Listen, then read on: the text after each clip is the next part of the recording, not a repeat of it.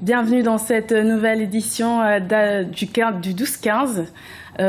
Au sommaire, prestation de serment du président burkinabé Roch Marc Christian Kaboré. À peine investi, quelques défis attendent le nouveau chef d'État.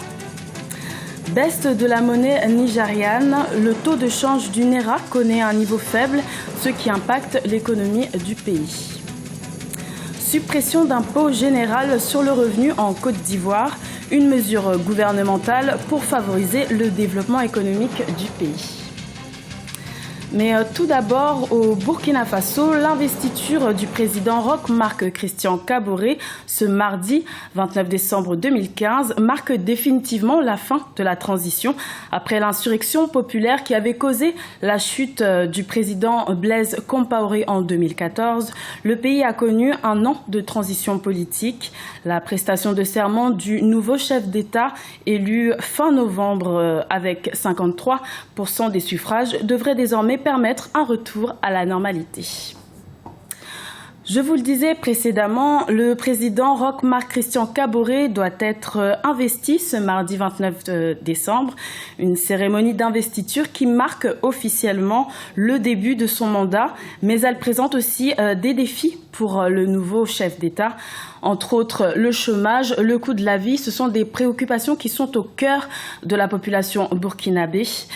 Plus de détails avec notre correspondant au Burkina Faso, Wendiam Valentin Compaoré. Au Burkina Faso, une étude révèle que le niveau de vie s'est dégradé depuis 2008 du fait de la vie chère. Selon l'étude commanditée par la Confédération générale du travail du Burkina, plus de 8 ménages sur 10 estiment que leur revenu n'est pas suffisant pour couvrir convenablement leurs besoins essentiels. Élu le 29 novembre 2015, Roch Marc Christian Kaboré est fortement attendu sur ces chantiers. Nous souhaitons la paix dans notre pays, mais l'approvisionnement en eau est une grande préoccupation, car lorsque vous partez dans les quartiers non lotis, les femmes souffrent. Il n'y a pas d'adduction d'eau potable. Il faut qu'il y ait une égale répartition des fruits de la croissance. Mon souhait, c'est que le nouveau président fasse tout pour baisser le prix du riz, surtout baisser les prix des produits de première nécessité, c'est mon vœu le plus cher. Je pense qu'il doit miser sur la santé des populations en réduisant les prix des médicaments, car les problèmes de logement et de cherté de la vie nous touchent énormément. L'autre chantier auquel devra se consacrer Roch Marc Christian Kaboré, c'est la relance économique du pays. Aussi, dans son programme de campagne, ce haut commis de l'État a promis une banque qui financera toutes bonnes initiatives. Une promesse fortement attendue par les jeunes. Moi, je m'y connais en mécanique. Et si je bénéficie d'une aide financière, cela me permettra de renforcer mon activité.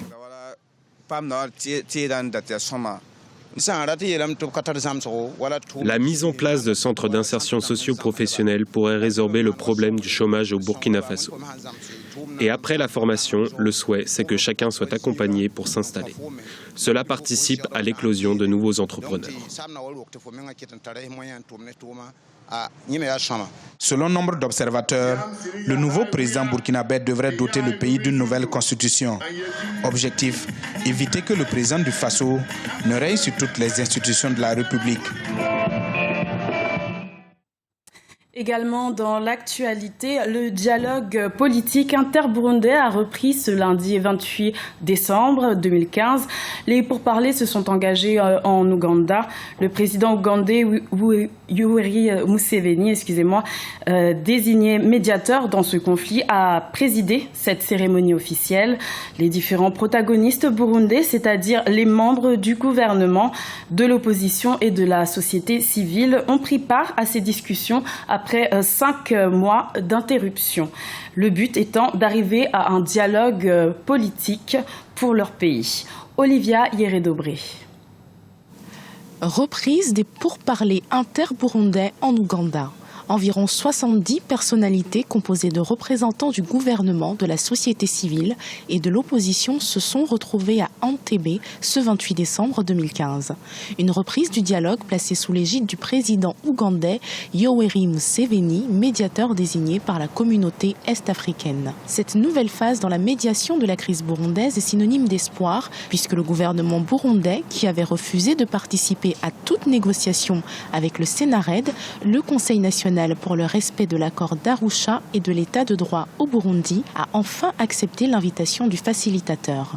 Nous pensons que c'est le début d'une ère nouvelle qui doit trancher avec le drame qui est en train de se passer. On va siéger en tant que Sénarède parce que c'est un mouvement qui se veut une alternative à la déconfiture actuelle. Ces pourparlers d'Entebbe interviennent alors que l'Union africaine a annoncé le 19 décembre 2015 l'envoi d'une mission de maintien de la paix composée de 5000 hommes au Burundi.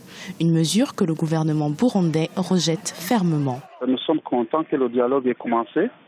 Du moins, c'est le début, mais c'est un début très timide. Nous croyons qu'il y a l'urgence, donc la force d'interposition doit être là. On a commencé les négociations aujourd'hui, mais c'est remis le 6 et entre-temps. Est-ce qu'on sait quand ces pourparlers vont prendre fin? Je ne crois pas que c'est demain. Et si ce n'est pas demain, et la vie des gens qui sont en train d'être assassinés, donc il faut d'abord préserver la vie des gens et poursuivre les négociations parallèlement. La rencontre de ce 28 décembre 2015 est avant tout symbolique. Les différentes parties doivent ensuite se retrouver en janvier 2016 à Arusha, en Tanzanie, pour reprendre le dialogue. C'est dans cette ville qu'avaient été signés en 2000 les accords ayant permis de mettre fin à la guerre civile au Burundi. Au Nigeria, la monnaie nationale, le Naira, connaît une chute en cette fin d'année 2015. Les taux sautant plus bas dans les bureaux de change. Le prix du pétrole est en berne sur le marché international, ce qui n'arrange pas les affaires du pays, le premier pays producteur d'or noir en Afrique. Une situation qui se répercute sur le pouvoir d'achat des populations. Birama Saonera. Noël, c'est la fête des cadeaux. Tous les enfants s'attendent à en recevoir. Malheureusement, certains parents, par manque de ressources financières, ne peuvent offrir des jouets à leurs enfants. Au Nigeria, les prix élevés des jouets et autres accessoires pour le Noël ont rendu difficile la fête pour certaines personnes.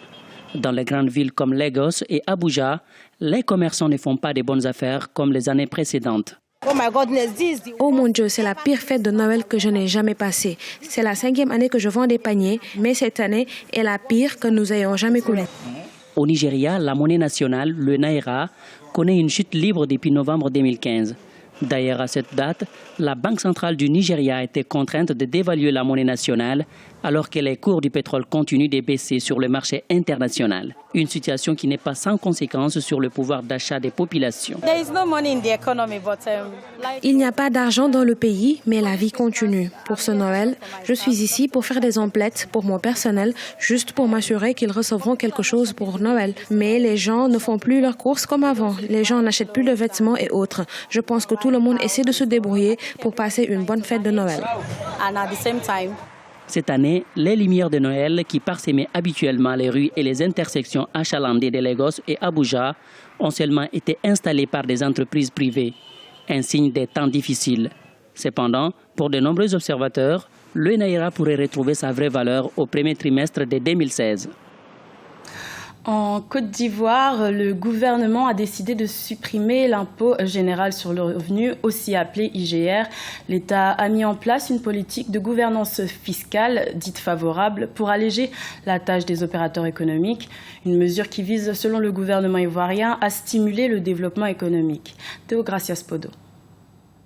L'impôt général sur le revenu, bientôt supprimé en Côte d'Ivoire. C'est une annonce des autorités qui, depuis, se sont lancées dans une campagne de sensibilisation sur les réformes fiscales. Elles se sont engagées à améliorer la croissance économique du pays en tenant compte des réalités des opérateurs économiques. Il s'agit d'un impôt direct qui s'applique à certaines catégories de revenus, notamment aux revenus professionnels et salariaux, ou encore ceux provenant des exploitations agricoles. Il n'y aura plus de déclaration globale à faire, mais vos revenus particuliers là vont supporter l'impôt foncier.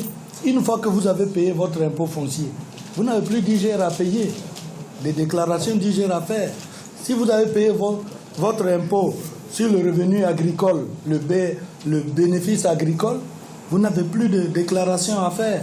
L'IGR est un impôt annuel qui touche le revenu net global dont dispose chaque foyer fiscal en Côte d'Ivoire. Il ne comporte pas un taux uniforme, mais un barème gradué et est établi en fonction des déclarations annuelles de revenus souscrites par les contribuables. Pour bon nombre d'analystes, les nouvelles dispositions des autorités ivoiriennes devraient rassurer les investisseurs, les opérateurs économiques et autres acteurs qui participent à l'effort de croissance du pays. Et si vous avez payé votre impôt sur les salaires, qui lui est prélevé à la source, vous n'avez plus de déclaration à faire en agrégeant tous vos revenus annuels, puisque chaque revenu a supporté déjà le prélèvement.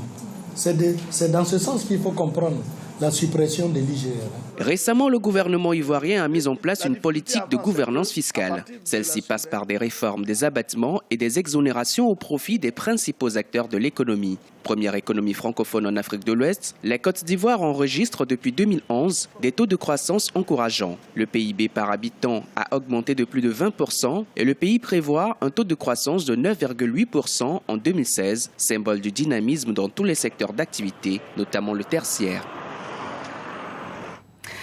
C'était le journal de la rédaction. Merci de l'avoir suivi.